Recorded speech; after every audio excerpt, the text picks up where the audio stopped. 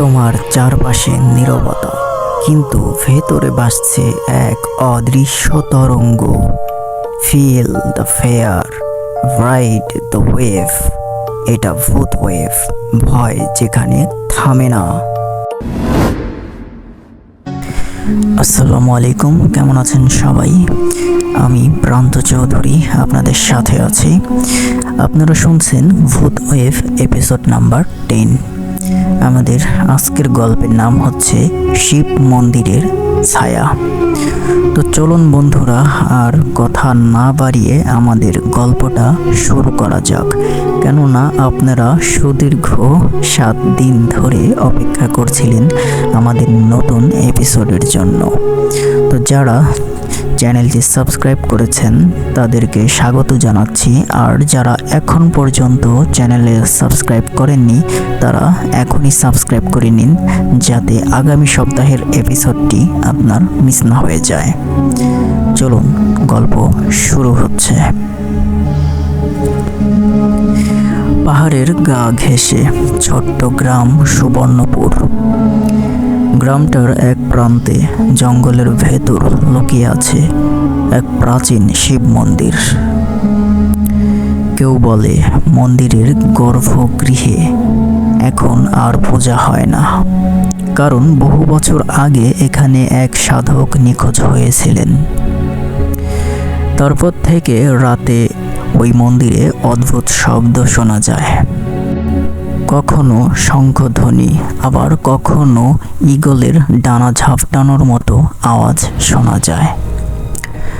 রাতের প্রহরে পূর্ণিমার আলোয় ভিজে থাকা সেই মন্দির দেখতে গিয়েছিল গ্রামের ছেলে অর্ণব। হাতে শুধু টর্চ লাইট, আর কাঁধে ছিল ব্যাগ।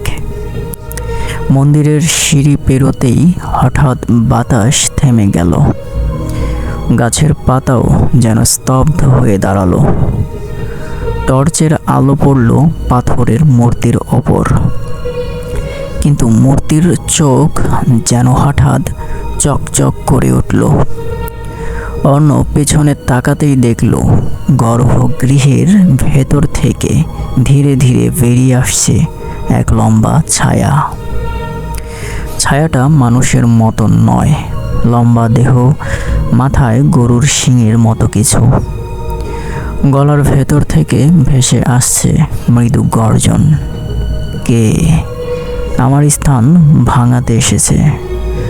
গভীর কর্কশ কণ্ঠে বলল সেই অবয়ব। এদিকে অর্ণবের গলা শুকিয়ে কাঠ, পা পড়ছে না, শরীর জমে গেছে। ছায়াটা এগিয়ে আসছে, মাটির ওপর দিয়ে যেন ভেসে চলেছে। হঠাৎ মন্দিরের ঘণ্টা নিজে থেকেই বেজে উঠল। শব্দে চারদিক কেঁপে উঠল। ছায়াটা থেমে গেল, কিন্তু চোখ দুটো জ্বলতে থাকলো আগুনের মতো। এখান থেকে চলে যা, নয়তো তুই আমার মতোই বন্দি হয়ে যাবি। এরকম একটি শব্দ ভেসে আসতে লাগলো অর্ণবের কানে। অর্ণব সাহস করে দৌড়ে বেরিয়ে এলো মন্দিরের চাতাল থেকে। বাইরে এসে দেখলো আকাশের চাঁদ হঠাৎ কালো মেঘে ঢেকে গেছে। গ্রামে ফিরে সে আর কথা বলতে পারছিল না। গলা যেন কারো শক্ত হাত দিয়ে চেপে ধরেছিল। পরের দিন সকালে লোকজন গিয়ে দেখলো মন্দিরের দরজায় অর্ণবের জুতো পড়ে আছে, কিন্তু মাটিতে পায়ের ছাপ মাত্র 2 ধাপের পরেই শেষ হয়ে গেছে। লোকেরা বলল পূর্ণিমার রাতে কেউ যেন আর শিব মন্দিরের পথে না যায়। সেখানে আজও সেই ছায়া অপেক্ষা করে, তার নিখোঁজ সাধুর মতো কাউকে বন্দি করার জন্য। তো বন্ধুরা, এই ছিল আমাদের আজকের এপিসোড। আজকের যে স্টোরিটা এই পর্যন্তই। আমরা এখন যদিও বা ছোট ছোট আকারে গল্পগুলো প্রকাশ করছি, ধীরে ধীরে আমরা গল্পের লেন্থ আরও বৃদ্ধি করব।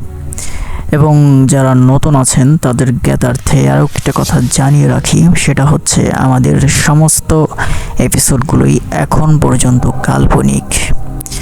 তবে ভবিষ্যতে আমাদের প্ল্যান আছে, আমরা সত্য ঘটনা অবলম্বনে আমাদের হরর এপিসোডগুলো চালিয়ে যাব ইনশাআল্লাহ।